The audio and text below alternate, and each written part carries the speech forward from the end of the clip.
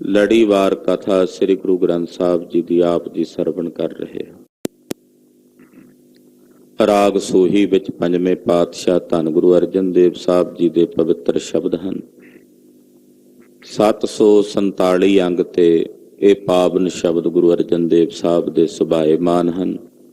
ਸਰਵਣ ਕਰਨ ਤੋਂ ਪਹਿਲਾਂ ਆਖੀਏ ਜੀ ਸਤਨਾਮ ਸ਼੍ਰੀ ਵਾਹਿਗੁਰੂ ਸਾਹਿਬ ਜੀ। ਵਾਹਿਗੁਰੂ ਸਾਹਿਬ ਜੀ। ਸੂਹੀ ਮਹੱਲਾ ਪੰਜਵਾਂ। ਵਿਸਰੈ ਨਾਹੀ ਜਿਤੂ ਕਬਹੂ ਸੋ ਥਾਨ ਤੇਰਾ ਕਿਹਾ। ਰਾਗ ਸੋਹੀ ਵਿੱਚ ਪੰਜਵੇਂ ਪਾਤਸ਼ਾਹ ਧੰਨ ਗੁਰੂ ਅਰਜਨ ਦੇਵ ਸਾਹਿਬ ਜੀ ਇਹ ਸ਼ਬਦ ਉਚਾਰਨ ਕਰ ਰਹੇ ਨੇ। ਵਿਸਰਹਿ ਨਾਹੀ ਜਿਤ ਤੂੰ ਕਬਹੂ। हे ਪ੍ਰਭੂ, ਉਹ ਕਿਹੜਾ ਥਾਂ ਹੈ ਐਸਾ ਜਿੱਥੇ ਜਾ ਕੇ ਤੂੰ ਵਿਸਰਦਾ ਨਹੀਂ। ਇਹ ਸਵਾਲ ਹੈ। ਕੋਈ ਸੰਸਾਰ ਵਿੱਚ ਇਹੋ ਜਿਹੀ ਥਾਂ ਹੈ ਜਿੱਥੇ ਤੂੰ ਚੇਤੇ ਆਉਣਾ ਤੇ ਵਿਸਰਦਾ ਨਹੀਂ। ਜਿਨ੍ਹਾਂ ਨੂੰ ਵਿਸਰਿਆ ਹੁੰਦਾ ਉਹਨਾਂ ਨੂੰ ਵੀ ਚੇਤੇ ਆ ਜਾਂਦਾ। ਆਖੋ ਸਤਨਾਮ। ਮਹਾਰਾਜ, ਉਹ ਥਾਂ ਤੇਰਾ ਕਿਹੜਾ ਥਾਂ ਹੈ ਜਿੱਥੇ ਤੂੰ ਵਿਸਰਦਾ ਨਹੀਂ? ਦੱਸਦੇ ਹਨ। ਆਠ ਪਹਿਰ ਜਿਤ ਤੁਧ ਧਿਆਈ ਨਿਰਮਲ ਹੋਵੇ ਦੇਹਾ। ਜਿੱਥੇ ਜਾ ਕੇ ਅੱਠੇ ਪਹਿਰ ਤੈਨੂੰ ਧਿਆਈਦਾ ਹੈ ਔਰ ਤੈਨੂੰ ਧਿਆ ਕੇ ਇਹ ਦੇਹ ਨਿਰਮਲ ਹੋ ਜਾਂਦੀ ਹੈ, ਪਵਿੱਤਰ ਹੋ ਜਾਂਦੀ ਹੈ। ਉਹ ਥਾਂ ਕਿਹੜਾ ਹੈ ਜਿੱਥੇ ਤੂੰ ਵਿਸਰਦਾ ਨਹੀਂ? ਉਹ ਥਾਂ ਐਸਾ ਹੈ ਜਿੱਥੇ ਅੱਠੇ ਪਹਿਰ ਤੈਨੂੰ ਧਿਆਈਦਾ ਹੈ ਔਰ ਜਿਹੜੇ ਤੈਨੂੰ ਧਿਆਉਂਦੇ ਨੇ ਉਹਨਾਂ ਦੀਆਂ ਦੇਹਾਂ, ਉਹਨਾਂ ਦੇ ਮਨ, ਉਹਨਾਂ ਦੇ ਹਿਰਦੇ ਨਿਰਮਲ ਹੋ ਜਾਂਦੇ ਨੇ, ਪਵਿੱਤਰ ਹੋ ਜਾਂਦੇ ਨੇ। ਨਿਰਮਲ ਹੋਵੇ ਦੇਹਾ। ਸਰੀਰ ਵੀ ਨਿਰਮਲ ਹੋ ਜਾਂਦਾ ਔਰ ਹਿਰਦਾ ਵੀ ਨਿਰਮਲ ਹੋ ਜਾਂਦਾ। ਹਾਂਜੀ। ਮੇਰੇ RAM ਹਾਂ ਸੋ ਥਾਨ ਭਾਲਣ ਆਇਆ। ਇਹ ਮੇਰੇ RAM, ਮੈਂ ਉਹ ਥਾਂ ਲੱਭਣ ਆਇਆ ਹਾਂ। ਮੈਨੂੰ ਉਹ ਥਾਂ ਮਿਲ ਜਾਏ। ਮੈਂ ਉਹ ਥਾਂ ਭਾਲਣ ਆਇਆ ਹਾਂ। ਮੈਂ ਉਹ ਜਗ੍ਹਾ ਲੱਭਣ ਆਇਆ ਹਾਂ ਜਿੱਥੇ ਤੂੰ ਵਿਸਰਦਾ ਨਹੀਂ ਹੈ, ਜਿੱਥੇ ਤੈਨੂੰ ਅੱਠੇ ਪਹਿਰ ਧਿਆਇਆ ਜਾਂਦਾ। ਇਹ ਮੇਰੇ RAM, ਮੈਂ ਉਹ ਥਾਂ ਲੱਭ ਰਿਹਾ। ਮੈਂ ਉਹ ਥਾਂ ਭਾਲਣ ਆਇਆ ਹਾਂ। ਹਾਂਜੀ। ਖੋਜਤ ਖੋਜਤ ਭਇਆ ਸਾਧ ਸੰਗ ਤਿਨ ਸ਼ਰਣਾਈ ਪਾਇਆ। ਕਹਿੰਦੇ ਖੋਜਦਿਆਂ ਖੋਜਦਿਆਂ ਖੋਜਦਿਆਂ ਆਖਰਕਾਰ ਲੱਭ ਗਈ ਉਹ ਥਾਂ, ਤੇ ਉਹ ਥਾਂ ਸੀ ਸਾਧ ਸੰਗਤ। ਇਹ ਉਹੀ ਥਾਂ ਹੈ ਜਿੱਥੇ ਤੁਸੀਂ ਬੈਠੇ ਹੋ, ਜਿੱਥੇ ਆ ਕੇ ਭੁੱਲਿਆਂ ਨੂੰ ਵੀ ਰੱਬ ਚੇਤੇ ਆ ਜਾਂਦਾ, ਜਿੱਥੇ ਆ ਕੇ ਤੂੰ ਵਿਸਰਦਾ ਨਹੀਂ।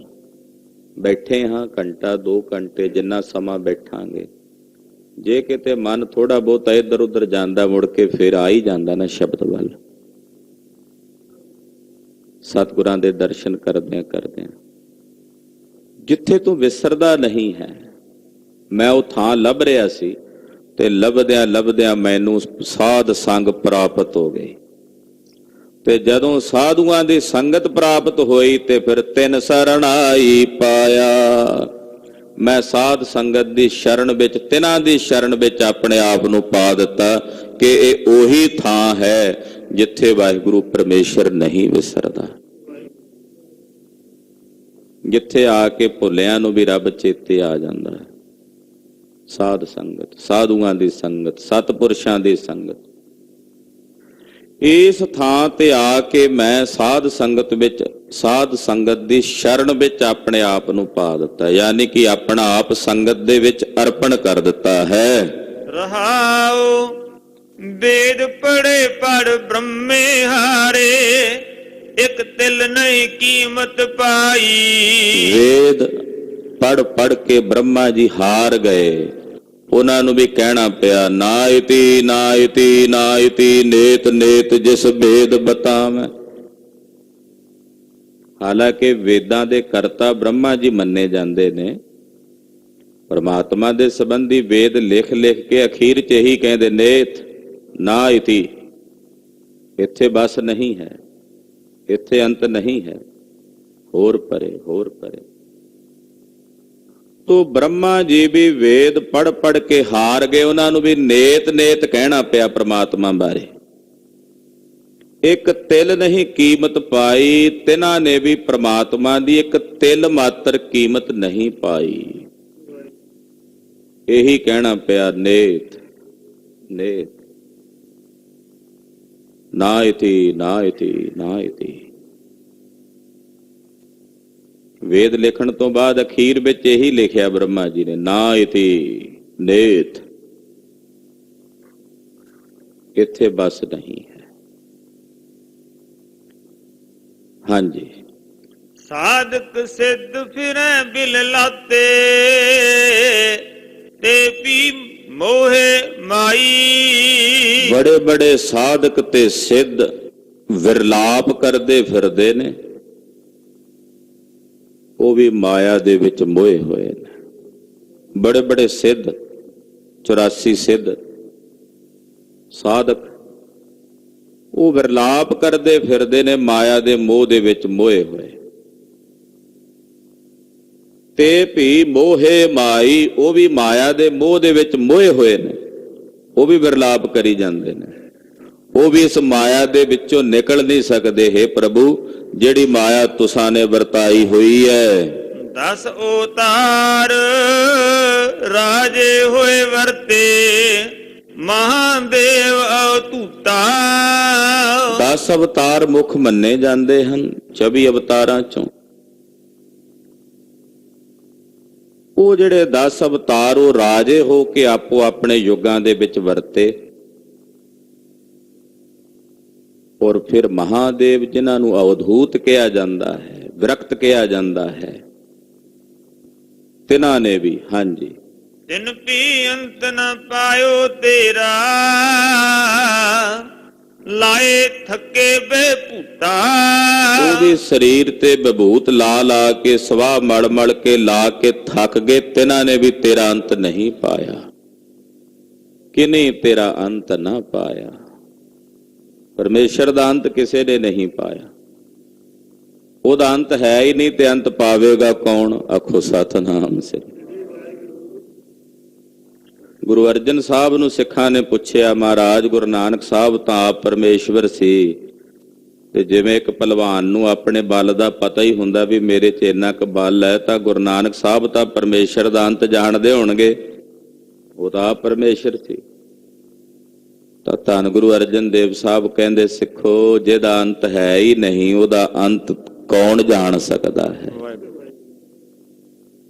ਇੱਥੇ ਪੰਜਵੇਂ ਪਾਤਸ਼ਾਹ ਕਹਿ ਰਹੇ ਨੇ 10 ਅਵਤਾਰ ਜਿਹੜੇ ਰਾਜੇ ਹੋ ਕੇ ਯੁੱਗਾਂ ਵਿੱਚ ਵਰਤੇ, ਮਹਾਦੇਵ ਜੈਸੇ ਸ਼ਿਵ ਜੈਸੇ ਅਵਧੂਤ ਸਰੀਰ ਤੇ ਲਾ ਕਰਕੇ ਬਭੂਤ ਲਾ ਕੇ ਹਾਰ ਗਏ, ਉਹਨਾਂ ਨੇ ਵੀ ਪਰਮੇਸ਼ਰ ਦਾ ਅੰਤ ਨਹੀਂ ਪਾਇਆ, ਕਿਉਂਕਿ ਉਸ ਦਾ ਅੰਤ ਹੈ ਹੀ ਨਹੀਂ। ਸਾਧੂ ਸਤਜੁਗ ਬੀਤਿਆ ਅਦ ਸਿੱਲੀ ਤ੍ਰੇਤਾ ਆਇਆ, ਨੱਚੀ ਕਲ ਸਰੋਸਰੀ ਕਲ ਨਾਰਦ ਡਾਉਰੂ ਆਇਆ। ਮਹਾਨ ਉਤਾਰਨ ਦੇਵਤਿਆਂ ਮਹਿ ਖੌਸਰ ਸੁੰਡ ਉਪਾਇਆ, ਸਿਰਜੇ ਦਾਨੋ ਦੇਵਤੇ ਤਿਨ ਅੰਦਰ ਬਾਦ ਰਚਾਇਆ। ਫਿਰ ਅਖੀਰ ਚ ਆ ਕੇ ਕਲਗੀਧਰ ਕਹਿੰਦੇ, ਕਿਨੀ ਤੇਰਾ ਅੰਤ ਨਾ ਪਾਇਆ। ਤੇਰਾ ਅੰਤ ਕਿਸੇ ਨੇ ਨਹੀਂ ਪਾਇਆ। ਮੋਹਨ ਦੀ ਮਦਾਰ ਕੀਤੇ, ਅਸਨੀ ਕੁਮਾਰ ਕੀਤੇ, ਅੰਸਾ ਅਵਤਾਰ ਕੀਤੇ, ਕਿਸੇ ਨੇ ਤੇਰਾ ਅੰਤ ਨਹੀਂ ਪਾਇਆ। ਤੂੰ ਬੇਅੰਤ ਹੈ, ਤੂੰ ਬੇਅੰਤ ਕੋ ਵਿਰਲਾ ਜਾਣੈ। हे ਪ੍ਰਭੂ ਜੀ, ਤੁਸੀਂ ਬੇਅੰਤ ਹੋ, ਬੇਅੰਤ ਹੋ, ਬੇਅੰਤ ਹੋ। ਕੋਈ ਦਾਵਾ ਕਰਕੇ ਨਹੀਂ ਕਹਿ ਸਕਦਾ ਮੈਂ ਜਾਣ ਲਿਆ ਰੱਬ ਨੂੰ, ਮੈਨੂੰ ਪਤਾ ਰੱਬ ਕੀ ਹੈ। ਇੱਥੇ ਦਾਅਵੇ ਕਰਨ ਵਾਲੇ ਦੱਜਦੇ ਨੇ, ਸੜਦੇ ਨੇ, ਤੇ ਦਾਅਵੇ ਤੋਂ ਰਹਿਤ ਹੋ ਕੇ ਰਹਿਣ ਵਾਲੇ ਮੁਕਤ ਹੋ ਜਾਂਦੇ ਨੇ। ਉਹ ਕਹਿੰਦੇ ਦਾਵਾ ਕਿਸ ਦਾ ਕਰਨਾ। ਦੋ ਪ੍ਰਕਾਰ ਦੀ ਵਿਰਤੀ ਹੈ, ਇੱਕ ਆਤਮ ਗਿਆਨ ਦੀ ਖੇਡ ਹੈ ਜਿੱਥੇ ਦਾਵਾ ਹੈ ਹੀ ਨਹੀਂ, ਇੱਕ ਰਾਜਨੀਤਿਕ ਤੌਰ ਤੇ ਜਦੋਂ ਮੇਰੀ ਦੀ ਗੱਲ ਕੀਤੀ ਜਾਂਦੀ ਉੱਥੇ ਦਾਵਾ ਕਰਨਾ ਪੈਂਦਾ। ਕਲਗੀਧਰ ਜੀ ਜਦੋਂ ਦਾਦੂ ਦੀਨ ਦਿਆਲ ਜੀ ਦੇ ਦਿਉਰੇ ਗਏ ਨੇ ਨਾ ਨਰਾਇਣੇ ਜੈਪੁਰ ਦੇ ਲਾਗੇ, ਤਾਂ ਮੰਤ ਜੈਤ ਰਾਮ ਨੇ ਕਿਹਾ ਸੀ, ਕਹਿੰਦੇ ਜੀ ਸਾਡੇ ਦਾਦੂ ਜੀ ਕਹਿ ਗਏ ਨੇ ਵੀ ਦਾਵਾ ਰਹਿਣ ਕਰਨ ਤੋਂ ਬਿਨਾਂ ਸੰਤ ਬਣ ਕੇ ਰਹੀਏ। ਤੇ ਕਲਗੀਧਰ ਪਾਤਸ਼ਾਹ ਕਹਿੰਦੇ ਅਸੀਂ ਕਹਿੰਦੇ ਆ ਦਾਵਾ ਕਰਕੇ ਜਰਵਾਣਿਆਂ ਕੋਲੋਂ ਰਾਜ ਖੋਹਣਾ ਚਾਹੀਏ। ਇਹ ਦੋਵੇਂ ਬਿਰਤੀਆਂ ਸਮਾਨ, ਸੰਤ ਤੇ ਸਿਪਾਹੀ ਦੀ ਬਿਰਤੀ ਕਲਗੀਧਰ ਜੀ ਨੇ ਦਿੱਤੀ।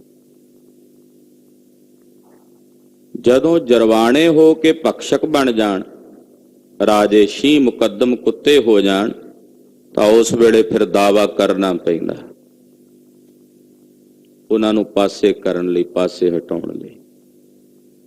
ਪਰ ਅਧਿਆਤਮਕ ਜਗਤ ਵਿੱਚ ਆਤਮਿਕ ਮੰਡਲ ਦੀਆਂ ਖੇਡਾਂ ਮਾਣਨ ਵਾਲੇ ਕਹਿੰਦੇ ਅਸੀਂ ਕਾਹਦਾ ਦਾਵਾ ਕਰਨਾ।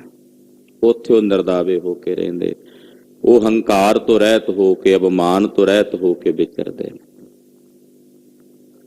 ਤੋ ਇੱਥੇ ਸਾਹਿਬ ਸੱਚੇ ਪਾਤਸ਼ਾਹ ਕਹਿੰਦੇ ਵਾਹਿਗੁਰੂ ਪਰਮੇਸ਼ਰ ਦੇ ਅੰਤ ਦਾ ਕੋਈ ਵੀ ਦਾਵਾ ਨਹੀਂ ਕਰ ਸਕਦਾ ਵੀ ਮੈਂ ਜਾਣਦਾ। ਹਾਂਜੀ, ਸਹਿਜ ਸੂਖ ਆਨੰਦ ਨਾਮ ਰਸ ਹਰ ਸੰਤੀ ਮੰਗਲ ਗਾਇਆ।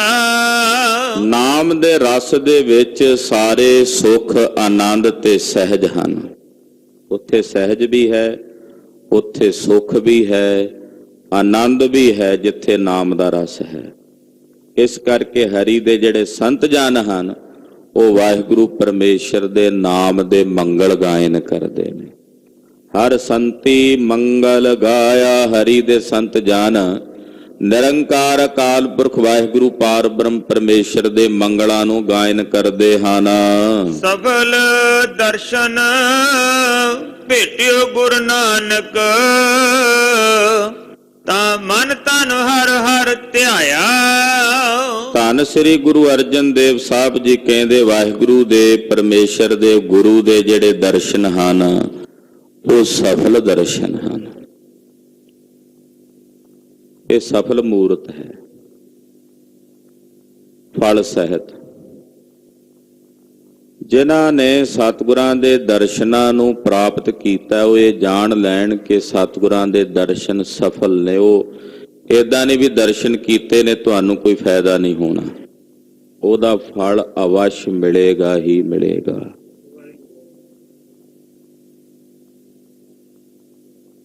ਮਨ ਤਨ ਹਰ ਹਰ ਧਿਆਇਆ, ਜਿਹੜੇ ਆਪਣੇ ਗੁਰੂ ਦੇ ਦਰਸ਼ਨ ਕਰਦੇ ਨੇ ਉਹ ਮਨ ਕਰਕੇ ਤਨ ਕਰਕੇ ਹਰੀ ਅਕਾਲ ਪੁਰਖ ਵਾਹਿਗੁਰੂ ਪਰਮੇਸ਼ਰ ਨੂੰ ਧਿਆਉਂਦੇ ਹਨ। ਸੂਹੀ ਮਹੱਲਾ ਪੰਜਵਾਂ। ਕਰਮ ਧਰਮ ਪਖੰਡ ਜੋ ਦੀਸੈ, ਤਿੰਨ ਜਮ ਜਾਗਾਤੀ ਲੂਟੈ। ਧੰਨ ਗੁਰੂ ਅਰਜਨ ਦੇਵ ਸਾਹਿਬ ਪੰਜਵੇਂ ਪਾਤਸ਼ਾਹ ਫਰਮਾਉਂਦੇ ਹਨ ਕਿ ਜਿਹੜੇ ਸੰਸਾਰ ਦੇ ਵਿਖਾਵੇ ਮਾਤਰ ਪਖੰਡ ਵਰਗੇ ਕਰਮ ਧਰਮ ਨੇ। ਕੋਈ ਕਰਮ ਕੋਈ ਧਰਮ ਉਦੋਂ ਪਖੰਡ ਬਣਦਾ ਜਦੋਂ ਉਹਦੇ ਚ ਵਿਖਾਵਾ ਆ ਜਾਏ ਵੀ ਦੁਨੀਆ ਨੂੰ ਵਿਖਾਉਣ ਲਈ ਕਰਨਾ। ਆਪਣੇ ਮਨ ਦੀ ਖੁਸ਼ੀ ਲਈ ਨਹੀਂ, ਲੋਕ ਵੇਖਣ ਤੇ ਆਖਣ ਵਾਹ, ਫੇਰ ਉਹ ਕਰਮ ਕਰੇ, ਫੇਰ ਉਹ ਧਰਮ ਕਰੇ। ਉਦਾਂ ਭਾਵੇਂ 5 ਮਿੰਟਾਂ 'ਚ ਹੀ ਨਿਬੜ ਜੇ ਸਾਰੀ ਆਰਤੀ, ਪਰ ਕੋਈ ਵੇਖਣ ਵਾਲਾ ਆ ਜਾਏ ਤੇ ਪੌਣਾ ਘੰਟਾ ਲੱਗ ਜਾਏ, ਇਹਦਾ ਮਤਲਬ ਇਹ ਪਖੰਡ ਹੈ, ਕਰਮ ਨਹੀਂ।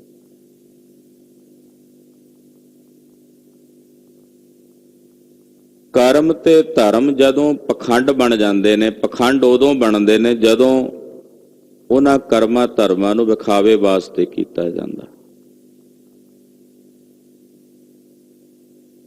ਤੇ ਜਿਹੜਾ ਕਰਮ ਧਰਮ ਪਖੰਡ ਬਣ ਗਿਆ ਉਹਨੂੰ ਜੰਮ ਜਗਾਤ ਵਜੋਂ ਹੀ ਲੁੱਟ ਲੈਂਦਾ। ਜਗਾਤ ਮਤਲਬ ਟੈਕਸ ਕਰ, ਉਹਨੂੰ ਜੰਮ ਜੁਗਾਤ ਵਜੋਂ ਹੀ ਲੁੱਟ ਲੈਂਦੇ ਨੇ। ਉਹ ਕਹਿੰਦੇ ਲਿਆ ਬਈ ਜਿਹੜੇ ਆ ਤੂੰ ਚੰਗੇ ਕਰਮ ਕੀਤੇ ਸੀ ਦੁਨੀਆ ਨੂੰ ਵਿਖਾਉਣ ਲਈ, ਇਹ ਸਾਡੇ ਹਵਾਲੇ ਕਰ। ਯਾਨੀ ਕਿ ਇਹਦੇ ਕੋਲ ਰਹਿੰਦੇ ਨਹੀਂ ਉਹ। ਕੋਈ ਕਰਮ ਕੋਈ ਧਰਮ ਇਸ ਕਰਕੇ ਕੀਤਾ ਜਾਂਦਾ ਕਿ ਅੰਤਸ਼ਕਰਨ ਦੀ ਸ਼ੁੱਧੀ ਹੋਵੇ, ਪਰ ਜੋ ਲੋਕਾਂ ਨੂੰ ਵਿਖਾਉਣ ਲਈ ਹੋ ਰਿਹਾ, ਦੁਨੀਆ ਨੂੰ ਵਿਖਾਉਣ ਲਈ ਹੋ ਰਿਹਾ, ਫਿਰ ਉਹ ਪਖੰਡ ਹੈ। ਐਸੇ ਪਖੰਡ ਦਾ ਗੁਰਬਾਣੀ ਵਿੱਚ ਸਤਿਗੁਰਾਂ ਨੇ ਪੁਰਜੋਰ ਸ਼ਬਦਾਂ 'ਚ ਖੰਡਨ ਕੀਤਾ। ਪਖੰਡ ਉਹ ਹੁੰਦਾ ਜਿੱਥੇ ਬਾਹਰੋਂ ਕੁਝ ਹੋਰ ਹੋਈਏ ਤੇ ਅੰਦਰੋਂ ਕੁਝ ਹੋਰ ਹੋਈਏ। ਬਾਹਰੋਂ ਮੇਲਾ ਲੱਗਾ ਹੋਇਆ 100 ਸੁਹਾਗਣ ਦਾ ਕਿ ਅੰਦਰ 100 ਮਿਲਣ ਆਇਆ ਹੋਇਆ, ਅੰਦਰ ਭੈੜੀਆਂ ਬਿਰਤੀਆਂ 'ਚ ਪ੍ਰਵਿਰਤ ਸੀ। ਬਾਹਰ ਮੇਲਾ ਲੱਗਾ ਹੋਇਆ ਕਿ ਜੀ 100 ਮਿਲਣ ਆਇਆ ਸੁਹਾਗਣ, 100 ਸੁਹਾਗਣ, ਉੱਥੇ ਪਖੰਡ ਸੀ। ਤੇ ਗੁਰੂ ਨਾਨਕ ਸਾਹਿਬ ਕਹਿੰਦੇ ਮਰਦਾਨਿਆਂ ਚੱਲ ਇੱਥੋਂ ਚੱਲੀਏ, ਨਾ ਇੱਥੇ 100 ਹੈ ਤੇ ਨਾ ਸੁਹਾਗਣ ਹੈ। ਅਚਾਨਕ ਧਾੜ ਪਈ, ਲੁਟੇਰੇ ਮੇਲੇ ਨੂੰ ਲੁੱਟਣ ਆ ਪਏ ਤੇ ਕਹਿੰਦੇ ਉੱਥੇ ਚੱਲੀਏ ਜਿੱਥੇ ਉਹ ਸੰਤ ਰਹਿੰਦਾ ਅੰਦਰ, ਉੱਥੇ ਚੰਗਾ ਮਾਲ ਹੋਵੇਗਾ। ਜਦੋਂ ਦਰਵਾਜ਼ੇ ਖੋਲੇ ਤੇ ਵਿਭਚਾਰੀ ਪਰ ਇਸਤਰੀਗਾਮੀ ਹੋ ਰਿਹਾ ਹੈ। ਲੋਕਾਂ ਨੇ ਲਾਹਨਤਾਂ ਪਾਈਆਂ, ਜੁੱਤੀਆਂ ਮਾਰੀਆਂ। ਬਾਹਰੋਂ ਮੂਰਖ ਬਣਾਉਂਦਾ ਸੀ ਲੋਕਾਂ ਨੂੰ।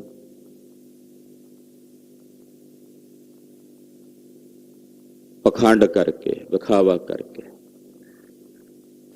ਐਸੇ ਕਰਮ ਧਰਮ ਨੂੰ ਜਿੱਥੇ ਵਿਖਾਵਾ ਹੋਵੇ ਉਹ ਜਮ ਜਗਾਤ ਵਜੋਂ ਲੁੱਟ ਲੈਂਦੇ ਹਨ। ਨਿਰਵਾਣ ਕੀਰਤਨ ਗਾਵੋ ਕਰਤੇ ਕਾ, ਨਿਮਖ ਸਿਮਰਤ ਜਿਤ ਛੂਟੈ। ਨਿਰਵਾਣ ਕੀਰਤਨ ਕਰੋ ਉਸ ਕਰਤਾ ਪੁਰਖ ਵਾਹਿਗੁਰੂ ਪਰਮੇਸ਼ਰ ਦਾ। ਨਿਰਵਾਣ ਆਦਤ ਤੋਂ ਰਹਿਤ ਹੋ ਕੇ ਕਹਿੰਦੇ ਨਿਰਵਾਣ ਕੀਰਤਨ ਪਰਮੇਸ਼ਰ ਦਾ ਕਰਦਿਆਂ ਉਹਦੀ ਬਰਕਤ ਇਹ ਹੈ ਕਿ ਜੇ ਇੱਕ ਨਿਮਖ ਮਾਤਰ ਵੀ ਸਿਮਰਨ ਵਿੱਚ ਸੁਰਤ ਖੁੱਭ ਗਈ ਤਾਂ ਉਸ ਦੇ ਨਿਮਖ ਮਾਤਰ ਸਿਮਰਨੇ ਦੇ ਨਾਲ ਇਹ ਜੀਵ ਜਨਮ ਮਰਨ ਤੋਂ ਛੁੱਟ ਜਾਵੇਗਾ, ਮੁਕਤ ਹੋ ਜਾਏਗਾ। ਜੇ ਕਿਤੇ ਇੱਕ ਨਿਮਖ ਮਾਤਰ ਦਾ ਸਮਾਂ ਵੀ ਸੁਰਤ ਜੁੜ ਗਈ, ਐਨ ਪੂਰਨ ਤੌਰ ਤੇ ਇਕਾਗਰ ਹੋ ਗਏ,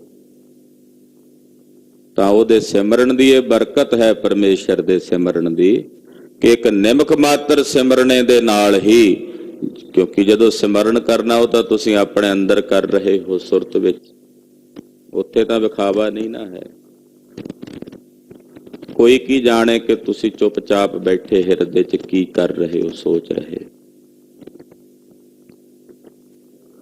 ਤੋ ਇੱਕ ਨਿਮਖ ਮਾਤਰ ਦੇ ਸਿਮਰਨ ਨਾਲ ਪਰਮੇਸ਼ਰ ਦੀ ਭਜਨ ਨਾਲ ਇਸ ਜੀਵ ਦਾ ਛੁਟਕਾਰਾ ਹੋ ਜਾਂਦਾ ਹੈ।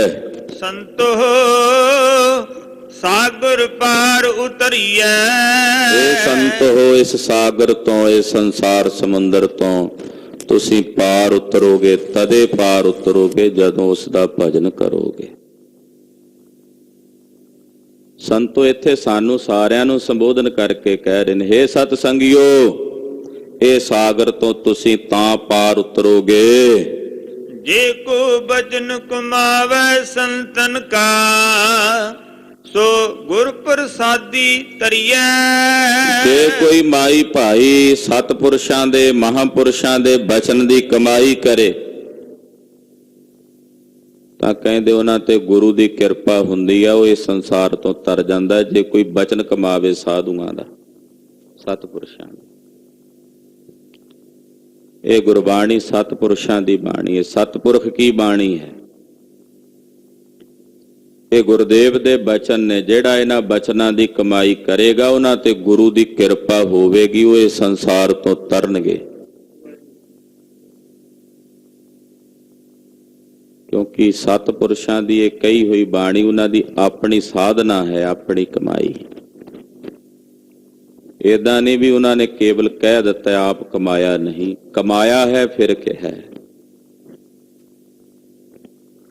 ਤੋ ਜੇ ਕੋਈ ਸੰਤ ਜਨਾਂ ਦੇ ਬਚਨਾਂ ਨੂੰ ਕਮਾਵੇ, ਜੇ ਕੋ ਬਚਨ ਕਮਾਵੇ ਸੰਤਨ ਕਾ, ਸੋ ਗੁਰ ਪ੍ਰਸਾਦੀ ਤਰੀਐ। ਉਹਦੇ ਤੇ ਗੁਰੂ ਦੀ ਕਿਰਪਾ ਹੋਵੇਗੀ ਔਰ ਉਹ ਤਰ ਜਾਵੇਗਾ।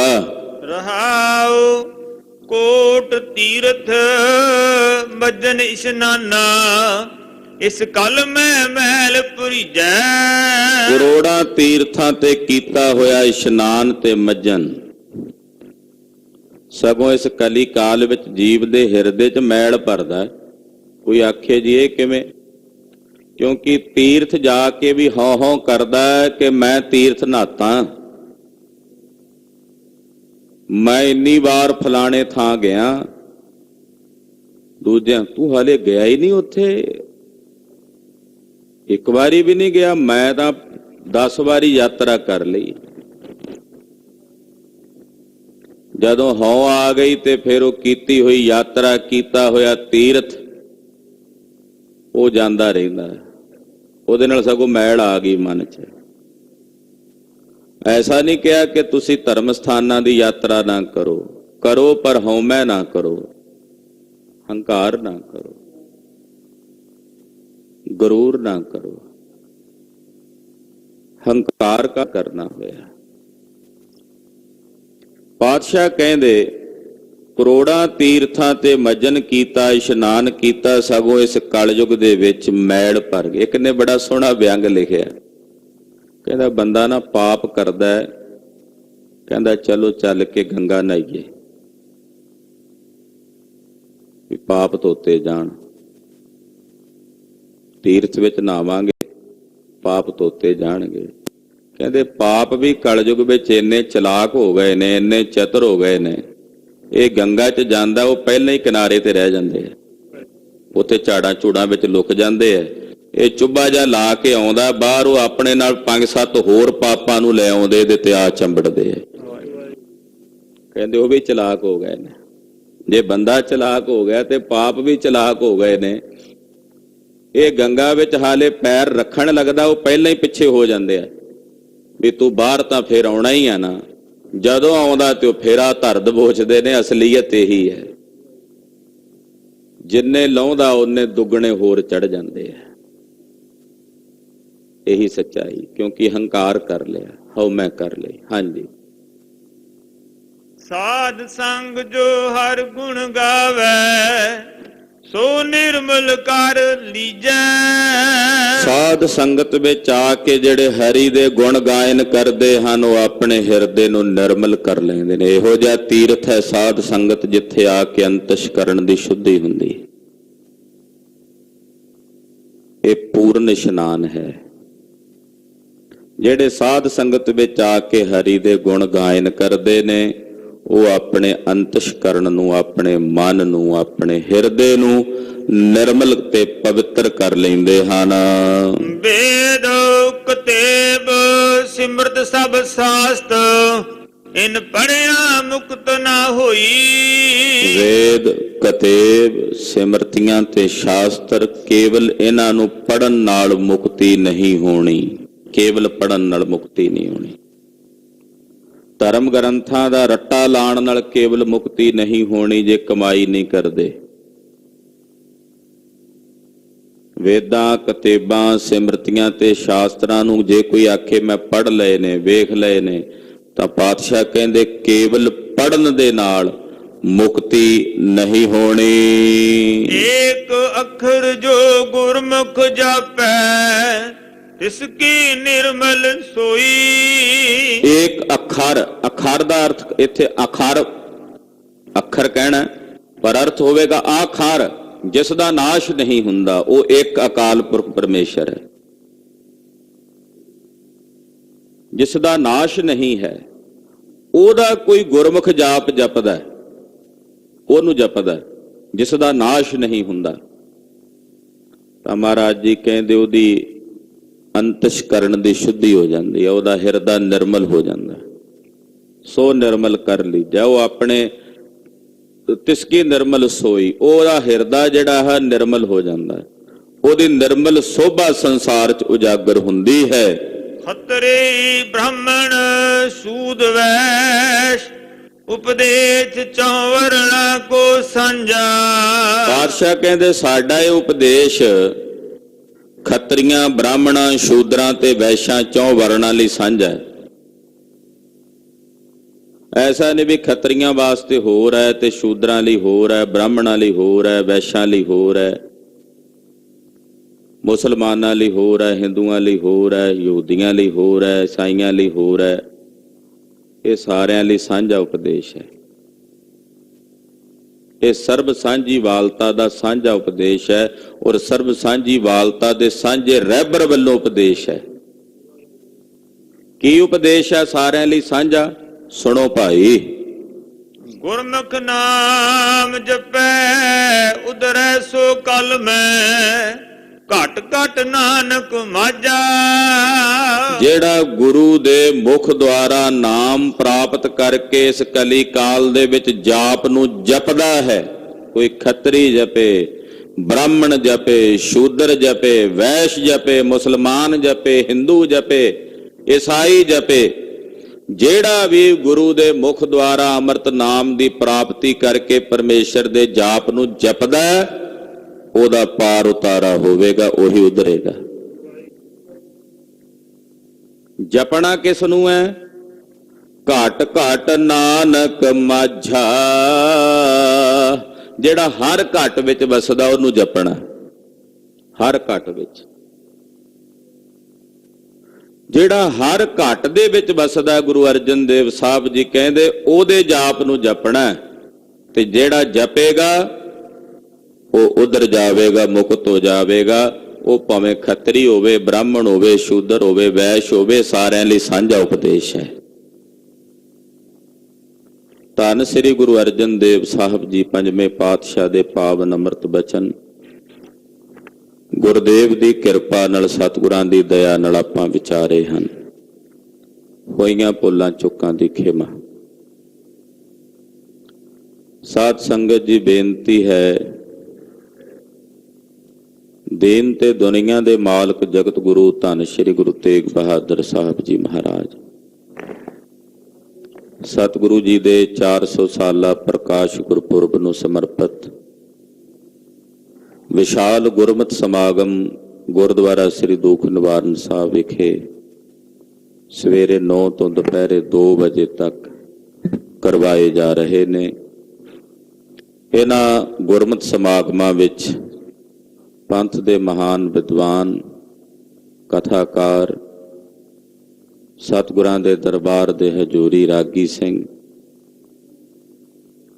ਧੰਨ ਗੁਰੂ ਰਾਮਦਾਸ ਜੀ ਦੇ ਪਾਵਨ ਦਰਬਾਰ ਦੇ ਹਜ਼ੂਰੀ ਰਾਗੀ ਸਿੰਘ, ਉੱਥੇ ਕਥਾਕਾਰ ਭਾਈ ਪਿੰਦਰਪਾਲ ਸਿੰਘ ਜੀ, ਬਾਬਾ ਬੰਤਾ ਸਿੰਘ ਜੀ, ਅਕਾਲ ਤਖਤ ਸਾਹਿਬ ਦੇ ਜਥੇਦਾਰ ਸਾਹਿਬ ਸਿੰਘ ਸਾਹਿਬ, ਜਥੇਦਾਰ ਹਰਪ੍ਰੀਤ ਸਿੰਘ ਜੀ, ਤਖਤ ਸ੍ਰੀ ਕੇਸਗੜ੍ਹ ਸਾਹਿਬ ਦੇ ਜਥੇਦਾਰ ਸਿੰਘ ਸਾਹਿਬ ਗਿਆਨੀ ਰਘਬੀਰ ਸਿੰਘ ਜੀ, ਇਹ ਸਾਰੇ ਮਹਾਂਪੁਰਸ਼ ਸੰਪਰਦਾਵਾਂ ਦੇ ਮੁਖੀ ਸਹਿਬਾਨ ਹਾਜ਼ਰੀਆਂ ਭਰਨਗੇ।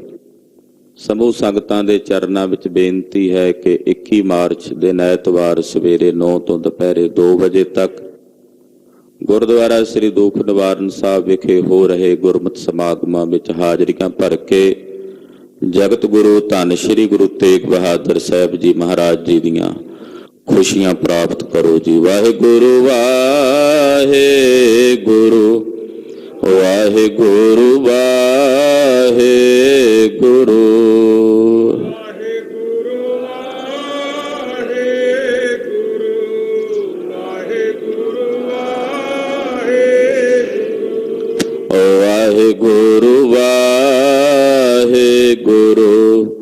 ਵਾਹਿਗੁਰੂ ਵਾਹਿਗੁਰੂ।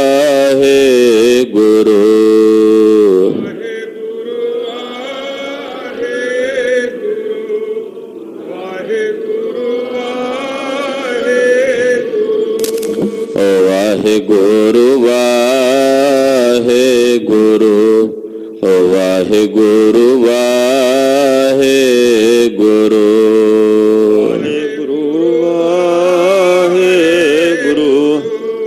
ਵਾਹਿਗੁਰੂ ਵਾਹਿਗੁਰੂ ਵਾਹਿਗੁਰੂ ਵਾਹਿਗੁਰੂ ਵਾਹਿਗੁਰੂ